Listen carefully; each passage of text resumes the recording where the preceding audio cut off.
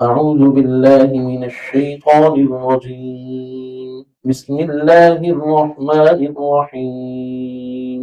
إن الله لا يستحيي أن يضرب مثلا ما بعوضة فما فوقها فأما الذين آمنوا فيعلمون أنه الحق من ربهم وأما الذين كفروا فيقولون ماذا أراد الله بهذا مثلا يضل به كثيرا ويهدي به كثيرا وما يضل به إلا الفاسقين الذين ينقضون عهد الله من بعد ميثاقه ويقطعون ما أمر الله به أن يوصل ويفسدون في الأرض أولئك هم الخاسرون كيف تكفرون بالله وكنتم أمواتا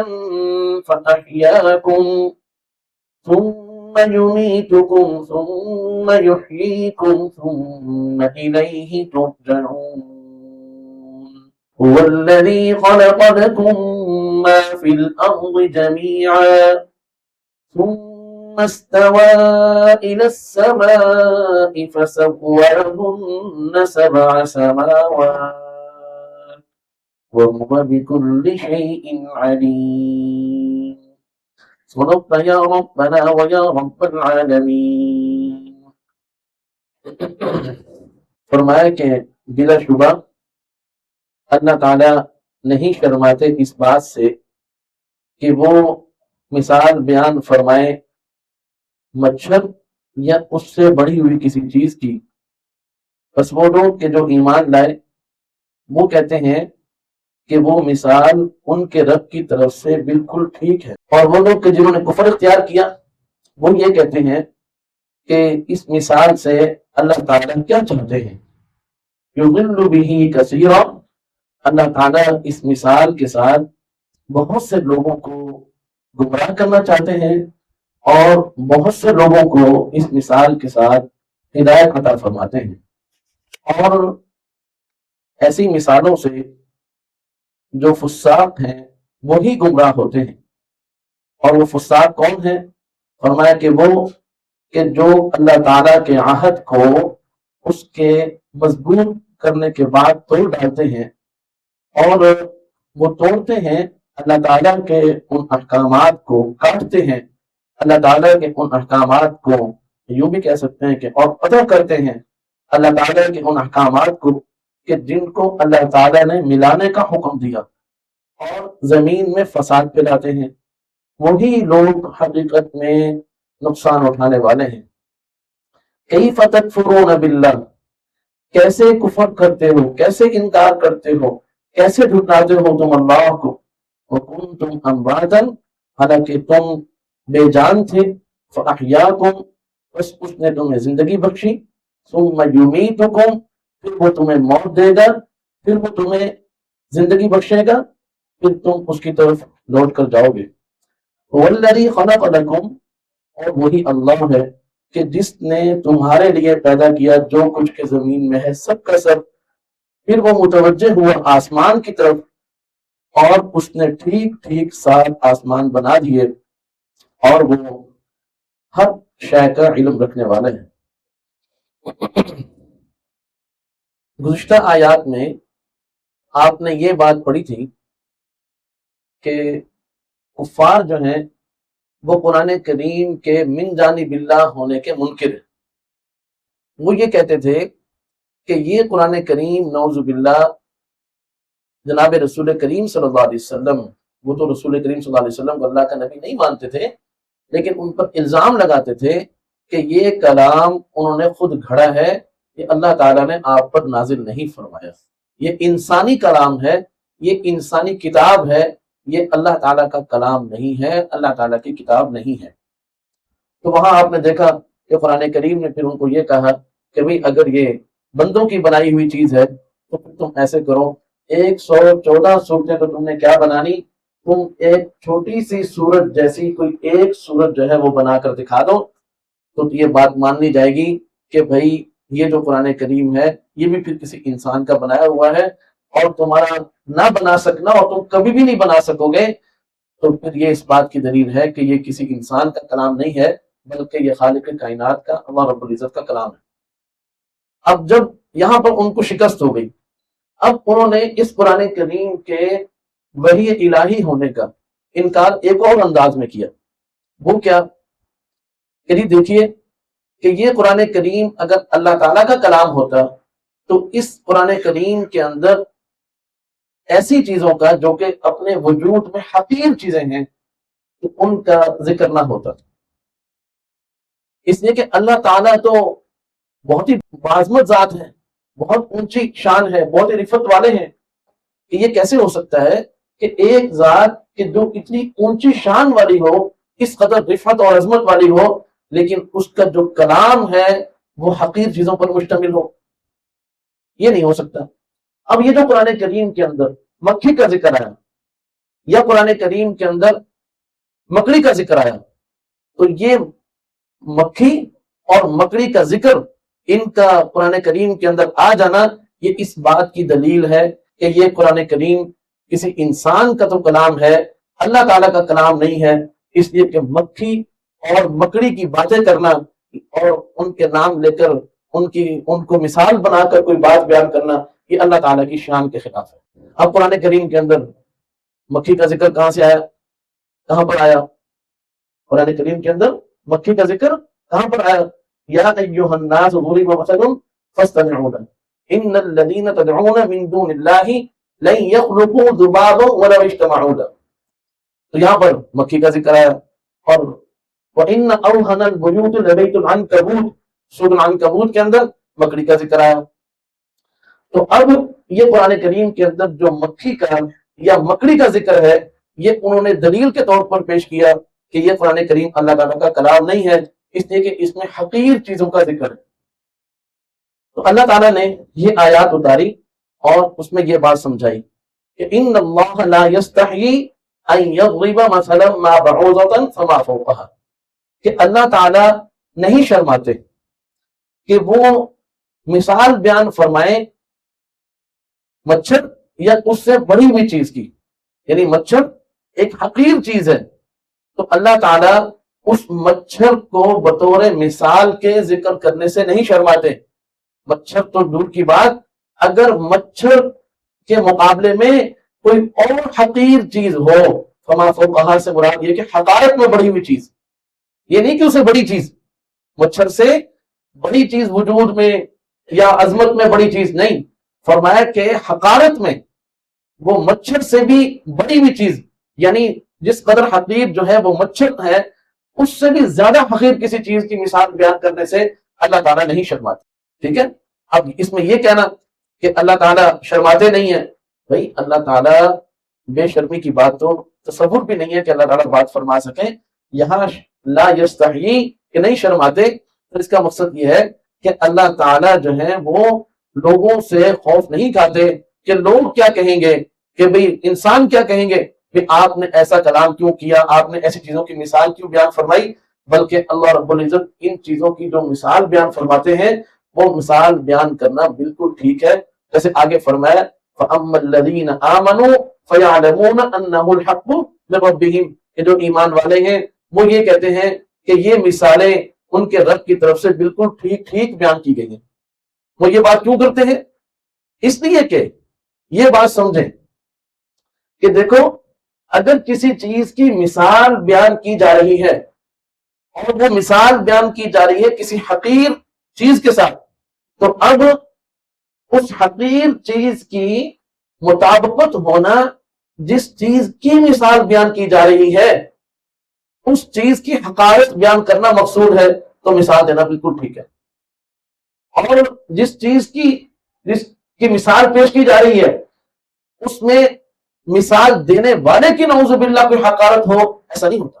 تو مثال دینے والے تو اللہ ہیں، لیکن جس چیز کی مثال دے رہے ہیں وہ معبودان باطلہ ہیں، اور جس چیز کے ساتھ مثال دے رہے ہیں وہ کون ہے؟ وہ یہ مچھر اور مکڑی اور جو ہے وہ مکھی اس جیسی حقیر چیزیں. تو جیسے یہ چیزیں حقیر ہیں تو ایسے ہی جو معبودان باطلہ ہیں وہ تو حقارت کے اعلیٰ درجے پر ہے. تو اللہ تعالیٰ کے ساتھ تو یعنی اللہ تعالیٰ کی شان میں اس حقیر چیز کی مثال دینے سے کوئی کمی واقع نہیں ہوتی. اب جو مثال بیان کی جا رہی وہ کس چیز کی بیان کی جا رہی؟ وہ یہ کہ یا ایھا الناس ضرب مثل فاستمعوا له ان الذين تدعون من دون الله لن يخلقوا ذبابا، کہ جو اللہ تعالیٰ کے علاوہ ہیں معبودان باطلہ جن کو لوگ معبود بنائے بیٹھے ہیں، فرمایا کہ وہ ایک مکھی جو ہے وہ بھی پیدا نہیں کر سکتے. اب یہ کہنا کہ بھی جو معبودان باطلہ ہیں وہ آسمان نہیں پیدا کر سکتے، اس میں ان کی حقارت آئے گی؟ اس میں ان کی حقارت نہیں آئے گی. حقارت اس میں آئے گی کہ بھئی وہ تو ایک مکھی جو اتنی حقیر چیز ہے وہ اس کو بھی جو ہے وہ پیدا نہیں کر سکتے. پیدا کرو تو دور کی بات. وَإِن يَسْلُبْهُمُ الذُّبَابُ شَيْئًا لَا يَسْتَنقِذُوهُ مِنْهُ، بلکہ اگر معبودان باطلہ کے لیے جو عابدان باطل تھے وہ معبودان باطلہ کے سامنے جب کچھ کھانے پینے کی چیزیں رکھتے تھے تو اس پر جو ہے وہ مکھیاں آ کر بیٹھ کر کھانا شروع کر دیتی تھی. تو وہ معبودان باطلہ تو اس قدر ضعیف ہے، اس قدر کمزور ہے کہ وہ ان مکھیوں کو اڑانے پر بھی قدرت نہیں رکھتے. پیدا کرنے تو دور کی بات ہے، اللہ تعالیٰ کی بنائی ہوئی یہ مخلوق، حقیر مخلوق، اگر وہ ان نذرانوں پر آ کر بیٹھ جائیں تو وہ ان کو اڑانے پر بھی قدرت نہیں رکھتے. سمجھ آ گئی؟ اور فرمایا ان کی مثال جو ہے وہ مکڑی کے ساتھ دی گئی کہ جس طرح مکڑی کا جو گھر ہوتا ہے وہ انتہائی کمزور ہوتا ہے، سب گھروں سے کمزور. وَإِنَّ أَوْهَنَ الْبُيُوتِ لَبَيْتُ الْعَنكَبُوتِ، کہ بھئی وہ سب سے کمزور ان کا گھر ہوتا ہے. کیوں؟ ذرا سی تیز ہوا چلی تو اس کا گھر جالا جو ہے وہ بھی ساتھ ہی چلتا بنا. ایک چھوٹا سا بچہ اگر وہ تینکھا لے کر، پورا جھاڑو نہیں، تینکھا لے کر وہ اس جالے کو یوں یوں گھما دے اپنے ہاتھ سے، تو وہ جو گھر اس نے اپنے رہنے کے لیے بنایا تھا، اپنی رہائش کے لیے بنایا تھا، وہ اس چھوٹی سی حرکت سے، اس چھوٹے سے عمل سے وہ پورا کا پورا گھر جو ہے وہ ختم ہو جاتا ہے. تو فرمایا کہ بھی حالانکہ گھر تو بنایا جاتا ہے اپنی حفاظت کے لیے، تو اب یہ جو معبودان باطلہ کے ساتھ تمہارا تعلق ہے اور تم یہ سمجھتے ہو کہ یہ ہمیں جہنم کی آگ سے بچا سکیں گے، تو جس طرح وہ مکڑی کا جالا ہوا سے اپنے آپ کو نہیں بچا سکتا، اس طرح تمہارا ان کے ساتھ تعلق وہ بھی تمہیں کسی قسم کا تحفظ نہیں دے سکتا. تو تعلق تو تحفظ کے لیے ہوتا ہے، تو وہ تمہیں نہیں مل سکتا. تو فرمایا کہ بھائی اب معبودان باطلہ کی مثال مکھی، مکڑی، مچھر یا اس سے بھی بڑی ہوئی کسی چیز کے ساتھ دی جا رہی ہے، تو یہ مثال دینا بالکل ٹھیک ہے. تو اور اللہ تعالیٰ نے خود یہ مثالیں دی ہیں، تو ان مثالوں کو بیان کرنے سے اللہ پاک نہیں شرماتے. جو ایمان والے ہیں وہ یہ کہتے ہیں کہ ان کے رب نے یہ مثالیں بالکل ٹھیک ٹھیک بیان فرمائی. البتہ جو کفار ہیں وہ یہ کہتے ہیں کہ اللہ پاک ان ارادوں، ان مثالوں سے کیا چاہتے ہیں، کیا ارادہ ہے اللہ تعالیٰ کو کہ وہ ان مثالوں سے کیا چاہتے ہیں. تو اللہ تعالیٰ نے فرمایا یضل بہ کثیرا، کہ اللہ پاک کا ارادہ یہ ہے کہ یضل بہ کثیرا، کہ اس کے ساتھ بہت سے لوگوں کو گمراہ کرے. حالانکہ قرآن کریم تو کتاب ہدایت ہے، لیکن فرمایا کہ جو عقل کے اندھے ہیں وہ اس سے ہدایت حاصل کرنے کے بجائے وہ اسی قرآن کریم سے اپنے لیے گمراہی اخذ کر لیتے ہیں، گمراہی کے راستے پر چل پڑتے ہیں. اور بہت سے لوگوں کو اللہ پاک اس قرآن کریم کے ذریعے سے ہدایت عطا فرماتے ہیں. یعنی جو اپنی عقل کو اللہ تعالیٰ کی وحی کے تابع کرتے ہیں تو وہ اس قرآن کریم سے ہدایت حاصل کرتے ہیں، اور جو اپنی عقل کو اللہ تعالیٰ کی وحی سے مقابلے کے لیے استعمال کرتے ہیں اور مخالف سمت چل پڑتے ہیں، تو فرمایا ہے تو وہی قرآن کریم، لیکن اسی قرآن کریم کے اندر سے باتیں نکال کر اب جیسے یہاں پر دیکھ لیں کہ مکھی، مچھر اور مکڑی کی مثالوں سے بجائے اس کے کہ وہ اس بات کو سمجھتے کہ شرک جو ہے یہ ایک طبعی عمل ہے، یہ ایک حرام ہے اور یہ ایک غلط چیز ہے اور اس کا کوئی نہ عقل سے تعلق ہے نہ اللہ تعالیٰ کے دین سے کوئی تعلق ہے، وہ شرک کو چھوڑنے کے بجائے جو تعلیمات اور جو اللہ کی وحی ان کو شرک سے نکالنے کے لیے آ رہی ہیں وہ انہی کے اندر سے اپنے لیے شرک پر رہنے کا جو ہے وہ مواد کو جمع کر رہے ہیں اور دلیلیں بنا رہے ہیں. حالانکہ قرآن کریم تو ان کو توحید پر لانے کے لیے آیا، لیکن اسی توحید کی تعلیمات کو انہوں نے شرک پر قائم رہنے کے لیے جو ہے بطور جواز اور بطور دلیل کے پیش کرنا شروع کر دیا. اسی کو کہتے ہیں کہ بھائی اپنی عقل کو وہی کے تابع کرنے کے بجائے وحی کو اپنی عقل کے تابع کرنا. اصل اللہ تعالیٰ کی تعلیمات اس لیے آئی ہیں اور وہ عقل مند پر ہی آتی ہیں. بے وقوف تو مکلف ہی نہیں ہے.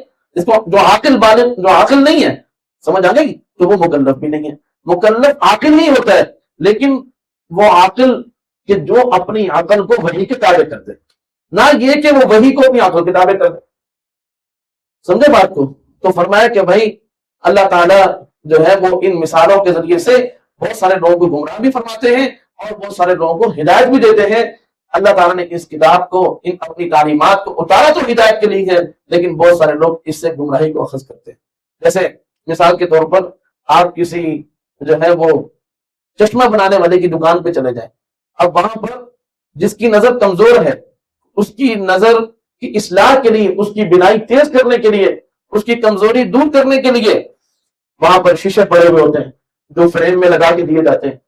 اب کوئی شخص جو ہے وہ وہاں جائے اور وہاں جا کر وہ شیشے اٹھا کر اپنی آنکھوں میں مارنا شروع کرتے زور زور سے, تو کیا وہ جو نظر موجود ہے اس نے وہ اپنی بینائی بھی ختم کر دی؟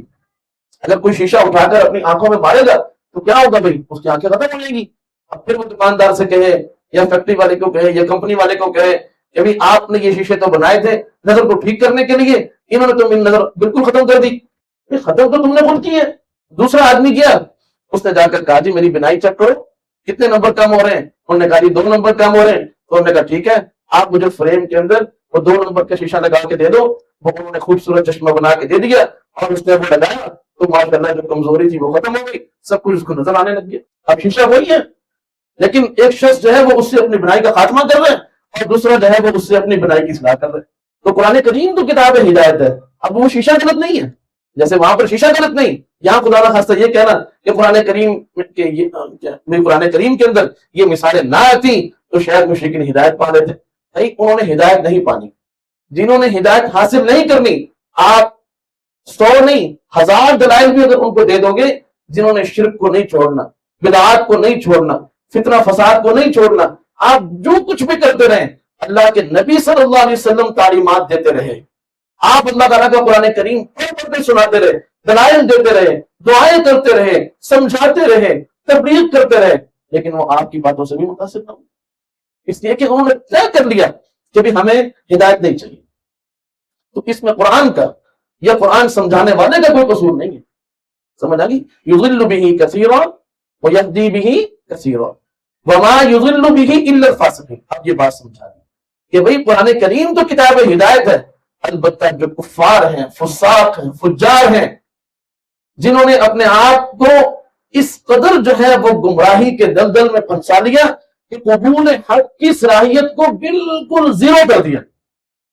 اللہ تعالیٰ نے کسی بھی انسان کو اس حال میں پیدا نہیں کیا کہ اس کے اندر قبول حق کی طرف بڑھنے کا یا حق کو قبول کرنے کا مادہ نہ ہو. اللہ تعالیٰ نے اس تخم کے ساتھ, اس مادے کے ساتھ ہر انسان کو پیدا فرمایا, لیکن انسان جو ہے وہ بعض اوقات اپنی ماحول کی وجہ سے یا جو وراثت میں اس کو چیز ملتی ہے یا پھر وہ خود غلط صحبت اختیار کرتا ہے, غلط ماحول میں اٹھتا بیٹھتا ہے, اس کی وجہ سے وہ اپنی وہ نیکی کی صلاحیت, وہ حق کو قبول کرنے کی صلاحیت وہ ختم کرتا چلا جاتا ہے.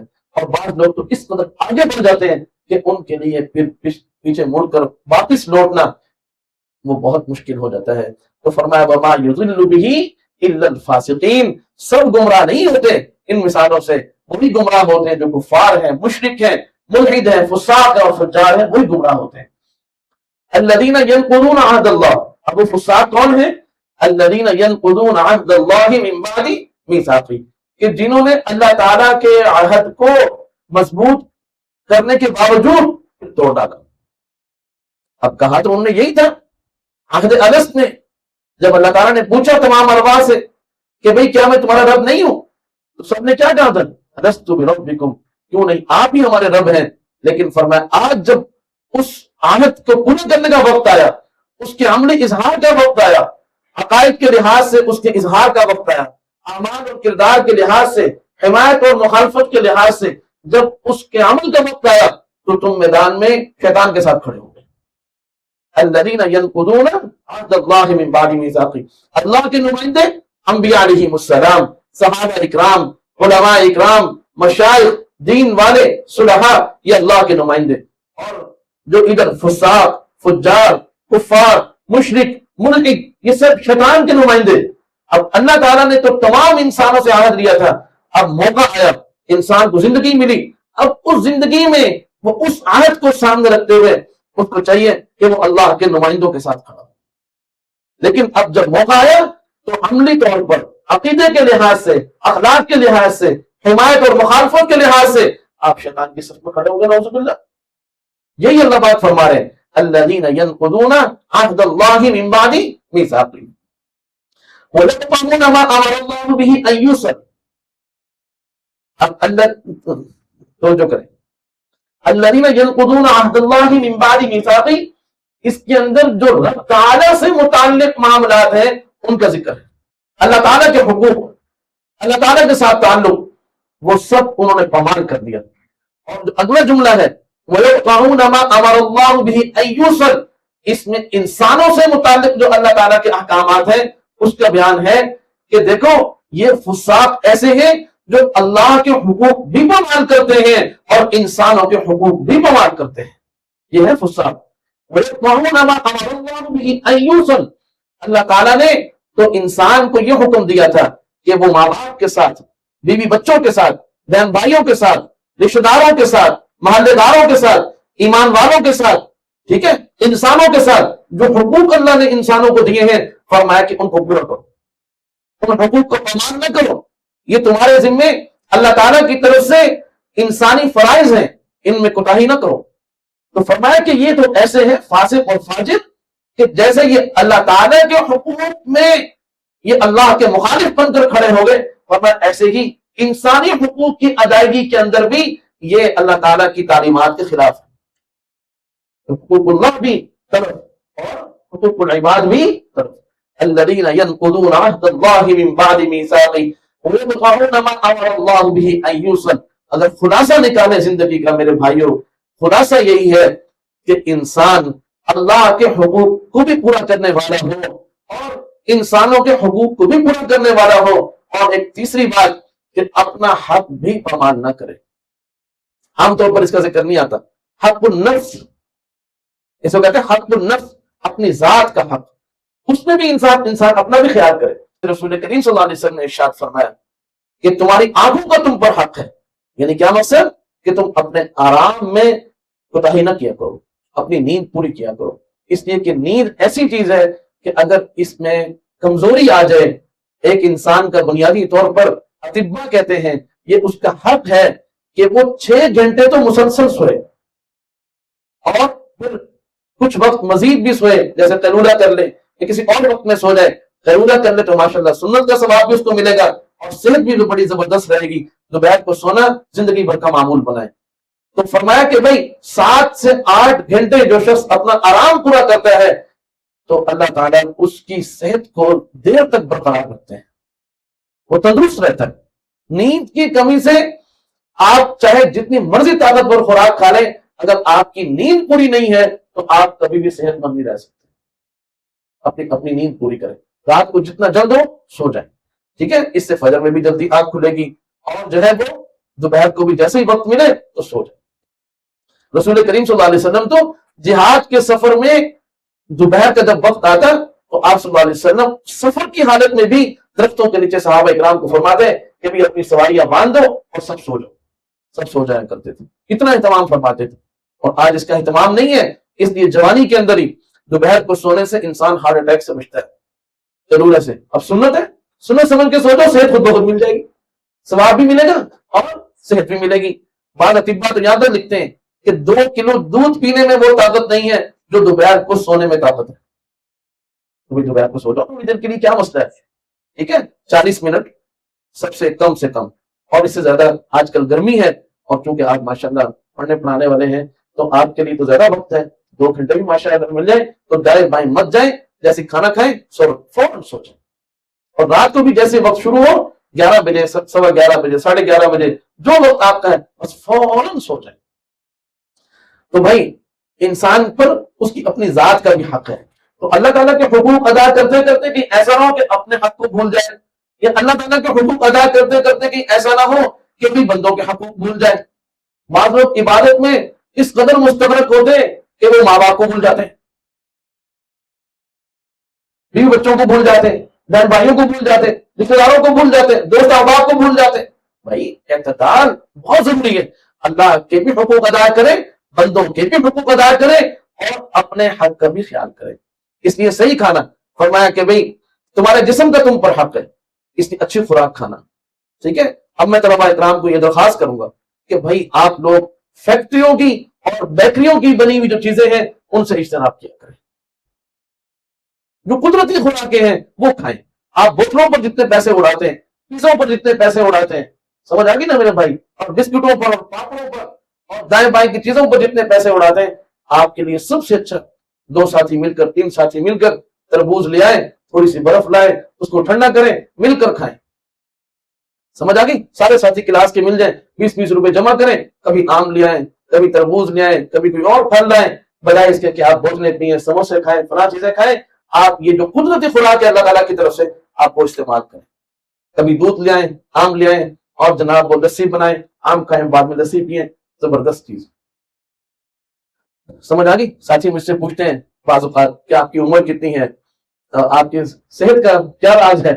تو حقیقت بات یہی ہے کہ میں فیکٹریوں کی اور بیکریوں کی جو مصنوعی چیزیں ہیں, پیکٹ کے اندر جو چیزیں آتی ہیں, میں ان سے بالکل دور رہتا ہوں.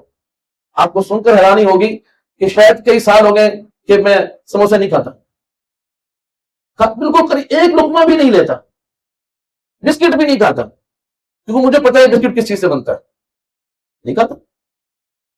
ہمارے بچے چیزیں لاتے ہیں, یہاں سے پیزا منگواتے تو سب کھاتے, میں 1 لقمہ بھی نہیں لیتا. 1 لقمہ جس کو کہتے ہیں. سب لوگ کڑھائیاں کھاتے ہیں, میرے سامنے آ جائے میں نہیں کھاتا. میں کہتا ہوں بھائی مجھے وہ جو دوپہر کو مدرسے میں دال بنی تھی اس میں 2 چمچ دیسی گھی ڈال کر وہ دے دو. میں سادہ آدمی ہوں. سمجھ آ گئی. سب بوتل پیتے ہیں اور میں ماشاءاللہ الحمدللہ کوشش کرتا ہوں روزانہ آدھا کلو دودھ پی لوں. دودھ پیتا ہوں شوق سے. سادہ خوراک کھاتا ہوں. گرم خوراک کھا لی, اب لوگ بوتل پیتے, ٹھنڈی ٹھنڈی بوتل پیتے, مزہ آ جائے. ہم کیا کرتے ہیں بھائی, 1 مگہ دودھ پانی کا لیا اور اس میں تھوڑا سا دودھ ڈالا, کچی لسی بن گئی اور بس وہ استعمال کی. الحمدللہ. سادہ خوراک کھائیں. جتنی سادہ خوراک کھائیں گے اتنی لمبی عمر اور صحت والی عمر ہوگی انشاءاللہ. بہرحال تو اپنے حق کا بھی خیال کرنا. اسی طرح میں ساتھیوں کو یہ بھی کہتا ہوں کہ یہ بھی ہمارا حق ہے, سمجھ آئی, کہ ہم چھٹی بھی کریں. آپ کی تو چھٹی ہوتی ہے نا جمعے کو, ماشاءاللہ ہماری چھٹی نہیں ہوتی, ہم نے جمعے کو جمعہ پڑھانا ہوتا ہے. اب میں کہتا ہوں کہ بھائی ہماری چھٹی کسی اور دن ہونی چاہیے کہ جب ہم جو ہے وہ کہیں باہر نکل جائیں, کہیں باغات میں جائیں, کہیں اور جائیں, ہاں وہاں جا کر چڑیوں سے باتیں کریں. صبح صبح چڑیاں اللہ تعالیٰ کا ذکر کر رہی ہوتی ہیں. میں تو اپنے باغ میں ذکر کرتا ہوں صبح کو, تو مجھے پتا ہے کہ میرے 2-3 درخت ہیں, اس پر چڑیاں جو ہیں وہ ذکر کر رہی ہیں, تو میں بھی وہاں نیچے درخت کے نیچے کھڑا ہو جاتا ہوں. میں کہتا ہوں کہ یا اللہ یہ تو آپ کی وہ مخلوق ہے جس سے کبھی گناہ ہو بھی نہیں سکتا, یہ آپ کا ذکر کر رہی ہے, ان کا ذکر آپ کے پاس پہنچ رہا ہے. میں گناہ گار آدمی ہوں, میں ان کے ساتھ ذکر کرتا ہوں, ان کے صدقے میں میرا ذکر بھی قبول فرما. میں وہ چڑیوں کے ساتھ ذکر کرتا ہوں, لا الہ الا اللہ الا اللہ. مجھے اتنی خوشی ہوتی ہے. کیا آپ لوگوں کو خوشی ہوگی کسی چیز سے؟ سبحان اللہ. ان کے لیے پانی کا بندوبست کرتا ہوں, وہ ساری میری انتظار میں ہوتی ہے. جب میں صبح کو آتا ہوں نا, سب میری انتظار میں سے, پھر میں پانی لگاتا ہوں, وہ پانی سارا لگتا رہتا ہے, ساتھ ہم ذکر بھی کرتے رہتے ہیں, منزل بھی پڑھتے رہتے ہیں, اور ماشاءاللہ جو ہے وہ چڑیاں ایسے نہاتی ہیں, الٹی سیدھی ہوتی ہیں, پانی بھی پیتی ہیں, شور بھی مچاتی ہیں, درخت پہ کبھی جا رہی ہیں کبھی آ رہی ہیں. یہ خوبصورت مناظر اب یہ موبائل میں مل سکتے ہیں, دنیا میں کہیں بھی نہیں مل سکتے. تو زندگی جو ہے وہ ٹھہر جانے کا نام ہے. زندگی کا مزہ اگر آپ چاہتے ہیں, زندگی کا مزہ کس میں ہے؟ آج زندگی بہت تیز ہو گئی, سمجھ آئی, یہ بھی کر لیں, یہ بھی کر لیں, یہ بھی کر لیں, سارا سکون تو نے برباد کر دیا زندگی کا. زندگی کا اگر مزہ اٹھانا ہے تو زندگی کا مزہ ٹھہر جانے میں. جو اللہ نے آپ کو گھر دیا خوشی سے اس میں رہیں. جو اللہ نے آپ کو ادارہ دے دیا, مدرسہ دے دیا, اپنے اساتذہ کے ساتھ زندگی بھر کے لیے کہ موت تک ہمارے استاذ ہیں, بس ہمیں دائیں بائیں جانے کی ضرورت نہیں. کہ اس کا لطف ہے زندگی کا, بس یہی ہمارے استاذ ہیں, ہم ان کے بیٹے ہیں, بس ہم نے ادھر ہی پورا کرنا ہے. جانے کے بعد بھی انہی کے ساتھ ہمارا تعلق ہے, بات ختم بھائی. کیا دائیں بائیں دیں, اس چیز نے تو مزہ ہی ختم کر دیا زندگی کا. سمجھ آ گئی بھائی. تو جو اللہ نے دیا کام تو انسان کرتا ہی رہتا ہے، کبھی کام ختم نہیں ہوتے، اور کبھی کاموں کو دائیں بائیں کیا اور چپ کر کے کسی نہر کے کنارے پہ چلے گئے، وہاں جا کے مزے سے دیکھا ہاں بھی کیا ہو رہا ہے بھائی، اللہ کی نعمتوں سے مزے اٹھائے. سمجھ آ گئی بھائی؟ اندر سے میں دیہاتی آدمی ہوں، سمجھ آ گئی بھائی؟ تو لوگوں کو تو ہر گیٹ جا کے مزہ آتا ہے، میں تو بھاگتا ہوں بازار سے، گھر والوں سے کہتا ہوں بھائی جدھر جانا جاؤ، مجھے نہیں لے کے جایا کرو، مجھے کیا کرنا ہے بازار جا کے، وہاں کوئی کام ہی نہیں، تو بے حیائی اتنی ہے. ہم تو کمزور آدمی ہیں، آپ تو ماشاء اللہ اولیاء اللہ ہے، تو بھائی ہمیں تو ڈر لگتا ہے، ابھی ہماری نگاہ ادھر ادھر ہو گئی تو پہلے کچھ نہیں ہے ہمارے پاس، تو کیا بچے گا؟ جو تھوڑا بہت ایک دو قطرے ہیں وہ بھی ختم ہو جائیں گے. تو بھی کوشش کرو بتا جانا ہی نہ پڑے. سمجھ آئی بھائی؟ تو يَقْطَعُونَ مَا أَمَرَ اللَّهُ بِهِ أَن يُوصَلَ وَيُفْسِدُونَ فِي الْأَرْضِ، فرمایا کہ زمین میں فساد پھیلاتے ہیں. مولوی صاحب اب آپ بچے نہیں ہیں، بڑے درجے کے طلباء ہیں، حقوق اللہ، حقوق العباد اور حق النفس، ان کو ادا کرنے سے زمین میں امن آتا ہے. اور جب اللہ کے حقوق بھی توڑے جائیں، یعنی توحید کے بجائے شرک کیا جائے، سمجھ آ گئی، اور اعتدال کے بجائے ظلم کیا جائے، عدل کے بجائے ظلم کیا جائے، سمجھ آئی بھائی، اور اسی طرح بندوں کے حقوق پامال کیے جائیں یا اپنی ذات کو جو ہے وہ خطرات میں ڈالا جائے، اس سے زمین میں امن نہیں آتا. اگر زمین کو جنت کا گہوارہ بنانا ہے تو یہاں حقوق اللہ، حقوق العباد اور حق النفس، ان تینوں کو نافذ کرنا ہوگا، ان تینوں کے اوپر عمل کرنا ہوگا. اس سے انشاءاللہ یہ دنیا کی جو زندگی ہے یہ خوبصورت زندگی بن جائے گی. اولئک هم الخاسرون. دیکھو اللہ تعالیٰ نے کتنی عجیب بات فرمایا کہ یہ لوگ جو اللہ کے حقوق کو پامال کرتے ہیں، بندوں کے حقوق کو پامال کرتے ہیں، جو ذریعہ بنتا ہے فساد فی الارض کا، فرمایا یہی لوگ دراصل نقصان والے ہیں. دنیا کا نقصان بھی ان کے حصے میں آئے گا اور آخرت کا نقصان بھی ان کے حصے میں آئے گا. فرمایا کیف تکفرون باللہ وکنتم امواتا، کیسے کفر کرتے ہو تم اللہ کا، اللہ تعالیٰ کا انکار کیسے کر سکتے ہو؟ اللہ اکبر. یار سنو، بندے کے کام دیکھو، کس کے بولتے نہیں ہو بھائی، بندے کے کام دیکھو، اپنا انکار نہیں کرتا. حالانکہ ہم پہلے نہیں تھے نا. آپ کی عمر کتنی ہے بھائی؟ 20 سال سے پہلے آپ نہیں تھے. اپنا انکار نہیں کرتا، کہتا جی میں ہوں، بلکہ میں بہت کچھ ہوں، بلکہ میں سب کچھ ہوں. اپنا انکار نہیں کرتا. جس خدا نے اس کو وجود بخشا ہے اس کا انکار کرتا ہے. کام تو دیکھو اس کے. اللہ تعالیٰ فرما رہے او پاگل، کیف تکفرون باللہ، تم اللہ تعالیٰ کی نفی کیسے کر سکتے ہو؟ کیف تکفرون باللہ، اللہ تعالیٰ کو کیسے جھٹلا سکتے ہو؟ حالانکہ تمہارا اپنا حال یہ ہے، وکنتم امواتا، تم بے جان تھے. اب کسی کی عمر 20 سال، کسی کی 30 سال، 25 سال، اس سے پہلے تم کیا تھے؟ عدم تھے، تم کچھ بھی نہیں تھے. لیکن فرمایا تم بے جان تھے. اس کا مطلب یہ ہے کہ قرآن کریم یہ بات بتا رہا ہے کہ تم تھے صحیح لیکن تم میں جان نہیں تھی. اللہ اکبر، بڑی راز کی بات ہے کہ تم تھے صحیح لیکن تم میں جان نہیں تھی. کیسے تھے بھائی؟ تم پانی کی صورت میں، مٹی کی صورت میں، گندم کی صورت میں، مختلف صورتوں میں اس کائنات کے اندر تم پھیلے ہوئے تھے. سمجھ آ گئی؟ تمہارے ماں باپ نے یہ ساری خوراکیں کھائی، اس کے ذریعے سے وہ مادہ حیات، مادہ منویہ وہ ان کے وجود میں آیا. پھر وہ اختلاط سے ایک خاص ٹیمپریچر کے اندر، مادہ رحم کے اندر تمہیں جو ہے وہ ٹھہرایا گیا. تم نطفے کی صورت میں، اور پھر لوچڑے کی صورت میں، خون کی صورت میں، پھر تمہارے جسم میں ہڈیاں آئی، اور پھر جناب اس پر یہ جلد چڑھ گئی اور یہ سارا کچھ. تو پہلے تم کس حال میں تھے، اور اس حال سے ہوتے ہوئے اللہ نے انسان کو جو اس دنیا کے اندر بھیجا ہے، وہ کیسی عجیب حالتوں سے گزار کر اللہ نے اس کو زندگی دی ہے. اس کو اپنی حالت پر غور کرنا چاہیے کہ یہ کتنی ناپید اور کتنی نجس اور کتنے ناپاک راستوں سے ہو کر اس دنیا میں آیا، اور جھگڑتا سب سے پہلے اللہ کے معاملے میں. اپنی حقارت تو دیکھ، تو ہے کیا؟ گندگیوں کا ڈھیر. اگر ہم 2 دن اپنا سر نہ دھوئیں تو سر کے اوپر، بالوں کے نیچے میل جمنا شروع ہو جاتی. اگر خارش کرے تو ناخن میل سے بھر جاتے ہیں، کانوں کے اندر میل آ جاتی، آنکھوں میں صبح اٹھ کر میل، منہ کے اندر جھاگ اور تھوک ہے. اور 2 دن نہ نہائے تو جسم کے اوپر کالے رنگ کی مٹی ظاہر ہونا شروع ہو جاتی ہے. ایسا ہے کہ نہیں؟ اور انسان کے ہر کونے کے اندر اس کے ایک جو ہے وہ جگہ کے اندر سارا خون اور پیپ بھرا ہوا ہے. اگر کوئی کٹ لگ جائے تو اندر سے اتنی گندی پیپ نکلتی ہے, خون نکلتا ہے, ایسا گند نکلتا ہے کہ انسان کو خود اس سے نفرت آتی ہے. نفرت پتہ نہیں اس کے کتنے ہیں کہ میں پتہ نہیں کیا ہوں. تو کیا ہے بھائی, اس کے پیٹ کے اندر کیا ہے؟ پیٹ سارا پخانے سے بھرا ہوا ہے. مثانے کے اندر کیا ہے؟ سارا پیشاب بھرا ہوا ہے. اور سمجھتا خدا کا انکار کرتا ہے, اللہ تعالیٰ کے قرآن کا انکار کرتا ہے, اللہ کے رسول صلی اللہ علیہ وسلم کا انکار کرتا ہے. اس کا حال تو دیکھو کہ تم ہے کیا.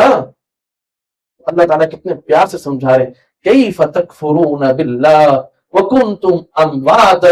آگے فرما رہے فاحیاکم, جس زندگی میں تم آ کر, جس زندگی کے بل بوتے پر آج تمہیں میرا انکار, تم مجھے جھٹلا رہے ہو, میری باتوں کو جھٹلا رہے ہو, میرے نبیوں کو جھٹلا رہے ہو, میری کتاب کو جھٹلا رہے ہو, میرے مقابلے میں آ کر کھڑے ہو گئے ہو, شیطان کی حمایت کرنے لگ گئے ہو. تمہیں تو زندگی میں نے بخشی ہے. وَكُنْتُمْ أَمْوَاتًا فَأَحْيَاكُمْ. اللہ تعالیٰ فرماتے ہیں یہ زندگی میں نے تمہیں بخشی ہے, تم خود سے تو نہیں آئے. کوئی کہہ سکتا ہے میں خود سے آیا ہوں؟ ہمیں تو پتہ ہی نہیں ہے. ہمیں تو پتہ نہیں کتنے عرصے کے بعد پتہ لگا بھی ہم ہیں. ہم نے اپنا نام بھی خود نہیں رکھا نہ. اچھا, بہت سارے لوگوں کو یہ خیال ہوتا ہے کہ کاش ہم جو ہے فلاں علاقے میں پیدا ہوتے. انسان تو اتنا کمزور ہے کہ یہ اس دنیا میں آنے میں اس کو یہ اختیار بھی نہیں ہے کہ میں فلاں وقت میں آؤں اور فلاں جگہ پر آؤں, فلاں گھر میں آؤں, میرا نام یہ ہونا چاہیے تھا اور مجھے یوں پالنا چاہیے تھا, میری یوں پرورش ہونی تھی. کچھ بھی تو اس کا اپنا نہیں ہے. سارا کچھ تو اللہ تعالیٰ نے کیا ہے. اب جب اس کو عقل, شعور اور کچھ قوت, تندرستی, کچھ دل دماغ کام کرنے لگے, سب سے پہلے اٹھ کر نعوذ باللہ اس کو چاہیے تو یہ تھا کہ یہ زندگی بھر خدا کے سامنے سجدے میں پڑا رہتا, یہ اسی خدا کا انکار کرنے لگ جاتا ہے. تو اللہ تعالیٰ فرماتے ہیں کہ کنتم امواتا فاحیاکم, میں نے تمہیں زندگی بخشی. اللہ تعالیٰ کی ہم سے محبت دیکھو, سنو توجہ سے. اگر اللہ پاک یہ کہہ دیں کہ تو گندگی کا ڈھیر ہے, میری مسجد میں مت آنا, میرے گھر مت آنا, میرے سامنے مت کھڑا ہونا, تو بالکل صحیح ہے بات. کہاں اللہ کی ذات کہ جو بالکل پاک اور صاف, منزہ اور مطہر, اور کہاں ہم جیسے نپاکیوں کا مجموعہ, نجاستوں کا مجموعہ. ابھی میں نے آپ کے سامنے اپنا حال رکھا. دانتوں میں ہمارے میل پھنسی ہوئی ہوتی ہے, کانوں میں میل, منہ میں جھاگ, معدے میں ہمارے کیا ہے, ہر طرف سے تو گندگیوں کا ڈھیر ہے. ہم اللہ پاک کہتے ہیں کہ بھئی تم اس لائق نہیں ہو, چلو کیوں میری عبادت کرو. ہاں فرشتے اس لائق ہیں, ان کو میں نے بنایا, وہ میری عبادت کرے, تم مت آنا میرے قریب. لیکن اللہ پاک کا کتنا بڑا احسان, فرمایا او میرے پیارے بندے وضو کر لے, آ جا. یہ اچھا پھر وضو کر لے, اور بھائی وضو کے لیے پانی کس نے دیا, اور بھائی وضو کرنے کی قوت کس نے دی, وضو کرنے کا طریقہ کس نے بتایا, سب کچھ تو خدا کر رہا ہے. اللہ پاک آ جا, چل کوئی بات, آ جا, جسم پاک ہو, کپڑے پاک ہو, جگہ پاک ہو, آ جا اپنے پاک رب کی عبادت کر. بات ہی ختم. اگر غلطی ہو جائے نماز میں, غلطی ہو جائے, بھائی دیکھ تجھے میں نے نماز کی توفیق دی, اب سیدھا ہو کے نماز پڑھیو, تو میں نہیں. اگر نماز میں غلطی ہو جائے تو کوئی بات نہیں میرے پیارے, 2 سجدے اور کر لیں. سجدہ صاحب کیا ہے, حالانکہ ہونا کیا چاہیے تھا, مت میرے دوبارہ قریب آنا, چل. نہیں, غلطی ہو گئی, 2 سجدے اور کر لو. وہ غلطی کرنے والے سے اور پیار فرما رہے, 2 سجدے اور کر, یہ نہیں کہ آئندہ سجدے نہیں کرنا, 2 اور کر لو. اللہ تو اتنا پیار کرتے ہیں. نماز پڑھ لی, اب ہماری نماز, کبھی ہم جناب بلوچستان میں گھوم رہے ہیں, کبھی مردان میں گھوم رہے ہیں, سمجھ آ گئی, اور کبھی جناب ہم کہاں گھوم رہے ہیں, ملتان میں, کبھی کہاں بھائی گھوم رہے ہیں نا. اچھا کوئی بات نہیں, نماز پڑھ لی نا, استغفار کر لو, استغفر اللہ, میں خود قبول کر لوں. کتنا پیار کرنے والا رب ہے, ہم تو قربان ہو جائیں اپنے رب پر. ثم یمیتکم, اور پھر وہ تمہیں موت دے گا. تمہیں کیا دے گا, موت بھی اللہ تعالیٰ کا انعام ہے. اللہ تعالیٰ اپنی نعمتوں کو ذکر فرما رہے ہیں نا, تو موت بھی اللہ تعالیٰ کا کیا ہے, انعام. آپ کہیں گے استاد یہ کیسا انعام ہے, موت تو بڑی تکلیف دہ چیز ہے, ہر ایک اس سے بچنا چاہتا ہے, یہ کیسا انعام ہے. بھائی موت پل ہے بندے اور اس کے رب کے درمیان ملاقات کا. اس پل سے ہو کر ہی رب سے ملاقات ہوگی. بھائی جب اللہ بہتر جانتے ہیں کہ کس کو کب تک رکھنا ہے اور کس کو کب اپنے پاس بلا لینا ہے, اللہ کے فیصلے ہم نہیں سمجھ سکتے. جیسے ہم دنیا میں آنے میں ہمارا کوئی اختیار نہیں، اس طرح یہاں سے جانے میں بھی ہمارا کوئی اختیار نہیں۔ اللہ نے ہر ایک کو ایک معین وقت کے لیے اس کائنات کے اندر بھیجا ہے، اور ہمارے وجود کے اندر ہی موت کا الارم لگا ہوا ہے۔ جیسے الارم لگتا ہے نا، الارم اس ٹائم الارم بولے گا اور آپ کو اٹھا دے گا، ایسے ہی اس جسم کے اندر فکس ہے الارم، موت کا الارم، وہ بجے گا، انسان جہاں ہوگا، جیسا ہوگا، جوانی میں ہوگا، جیسے ہوگا، الارم بج دے گی، اس کائنات سے اگلے منٹ سے پہلے اس کائنات میں پہنچ جائے گا، یعنی رہے گا۔ ثم یمیتکم، فرمایا کہ اللہ پھر تمہیں موت بھی دے گا، ثم یحییکم، پھر وہ تمہیں کیا کرے گا؟ زندگی بخشے گا۔ اب یہاں پر درمیان میں اس کا ذکر نہیں ہے کہ اللہ تعالیٰ تمہیں ثم یمیتکم اور دوبارہ قبر کی زندگی کا ذکر ہو، ایسا نہیں۔ ثم یحییکم کے اندر جو زندگی بیان کی گئی ہے وہ اخروی زندگی ہے، جو برزخی زندگی اس کو بیان نہیں کیا گیا، اس لیے کہ جو برزخی زندگی ہے وہ ایک جہت سے موت ہے اور ایک جہت سے زندگی ہے، وہ من وجہ موت ہے اور من وجہ زندگی ہے۔ جسم اور روح کا تعلق جیسے اللہ چاہتے ہیں ویسے قائم رہتا ہے، اور اسی جسم پر جو ہے وہ قبر کے اندر یا تو راحت پہنچائی جاتی ہے اللہ کی طرف سے، یا اللہ تعالیٰ کی طرف سے عذاب دیا جاتا ہے۔ دو ہی صورتیں ہیں، تیسری صورت کوئی نہیں ہو سکتی، اور اس کا انکار کفر ہے۔ قرآن کریم کے اندر بھی عذاب قبر کا ذکر موجود ہے، اور احادیث رسول صلی اللہ علیہ وسلم کے اندر تو باقاعدہ ابواب محدثین نے قائم فرمائے کہ اس میں عذاب قبر کو اور برزخ کی زندگی کو بیان فرمایا گیا۔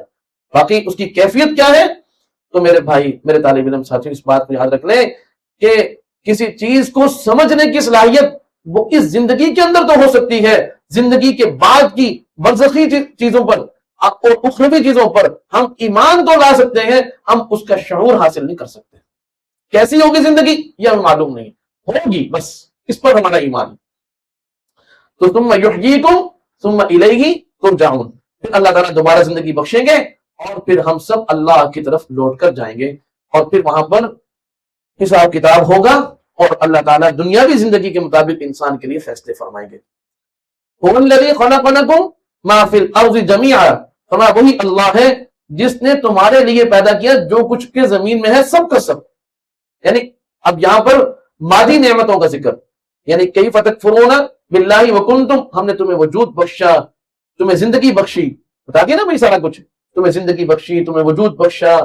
اب فرما رہے کہ اس وجود کو برقرار رکھنے کے لیے ہم نے اس کائنات کے اندر ساری نعمتیں بھی تمہیں عطا فرمائی ہیں۔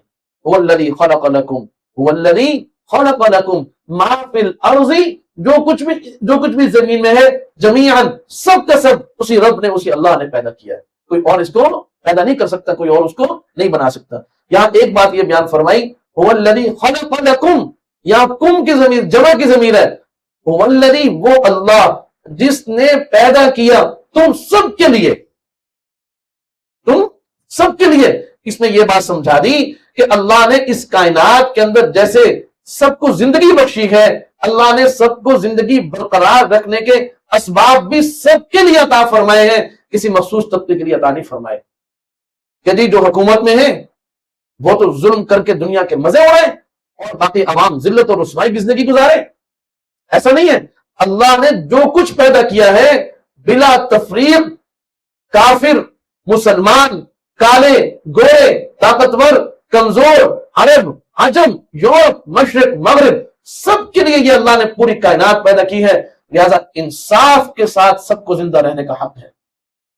آج جو دنیا میں ظلم ہو رہا ہے کہ ایک مخصوص طبقہ پوری دنیا کے اندر وہ مالدار سے مالدار ہوتا چلا جا رہا ہے، اور عوام، عام انسان وہ ذلت اور رسوائی کی زندگی اس طرح گزار رہے ہیں کہ جانوروں سے بھی بدتر زندگی گزار رہے ہیں۔ مالداروں کے جانور وہ اے سی اور بیڈ پہ سوتے ہیں، اور وہ طاقتور خوراک کھا کے سوتے ہیں، ان کے اوپر ڈاکٹر متعین ہیں جو ان کی صحت کا اور جناب ان کی فلاح اور بہبود کا خیال رکھتے ہیں، اور عام انسانوں کی زندگی ایک کتے اور بلے سے جو وہ لوگ پالتے ہیں اس سے بھی بدتر کر دی گئی۔ اللہ نے اس قرآن کریم کے اندر یہ بات فرمائی، وہ الذی، وہ اللہ ہے، وہ ظلم نہیں کرتا، اس نے زندگی بھی سب کو بخشی، اور اس کائنات کے اندر جو نعمتیں مادی طور پر اللہ نے عطا فرمائی ہیں وہ بھی اللہ نے وہ الذی خلق لکم، تم سب کے لیے پیدا کی ہیں، کسی مخصوص طبقے کے لیے پیدا نہیں کی۔ ما فی الارض، جو کچھ اس زمین میں ہے، جو کچھ بھی ہے، سب میں سب کا حق ہے. جو کچھ بھی اس زمین میں ہے سب میں سب کا حق ہے. جمیعاً، پھر فرمایا جمیعاً، سب کے سب میں سب کا حق ہے. ہر شے ہم نے سب کے لیے پیدا کی. اس لیے اسلامی نظام کی ضرورت ہے. جب اسلامی نظام آتا ہے وہ اپنے سیاسی نظام سے، اپنے معاشی نظام سے، اپنے عدل اور انصاف، اپنے عدالتی نظام سے وہ ایسا سسٹم بناتا ہے ملک کے اندر اور پھر بین الاقوامی سطح پر، جیسے جناب رسول کریم صلی اللہ علیہ وسلم نے بنایا کہ آپ نے مدینہ منورہ کے اندر سیاسی لحاظ سے، معاشی لحاظ سے، عدالتی لحاظ سے، مالیاتی لحاظ سے، معاشرتی لحاظ سے، گھریلو نظام کے لحاظ سے، انسان کی ذاتی زندگی کے لحاظ سے آپ علیہ السلام نے ایسا سسٹم، ایسا نظام اس کائنات کے اندر دیا کہ پوری دنیا خوشحال ہونا شروع ہو گئی. اس کا ماڈل مدینہ منورہ میں بنایا گیا، پھر اس ماڈل کو اپلائی کیا گیا مدینہ سے باہر قرب و جوار میں. جب لوگوں نے دیکھا کہ بھی انسانوں کی زندگی بہتر ہونا شروع ہو رہی ہے، عدل و انصاف ہے، یہاں پر جو ہے وہ خوشحالی ہے، امن ہے، حق دیا جا رہا ہے، تو کفار بھی اپنی پوری ریاستوں کے ساتھ اس اسلامی نظام کا حصہ بن گئے. یہ ہے اسلام.